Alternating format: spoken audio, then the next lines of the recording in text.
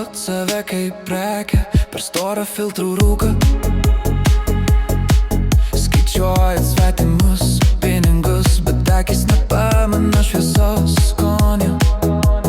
Dirbtinė šypsena ant kiekvienos istorijos, bet kai dingsta žiūrovai, lieka tie patys kompleksai ir pavydas.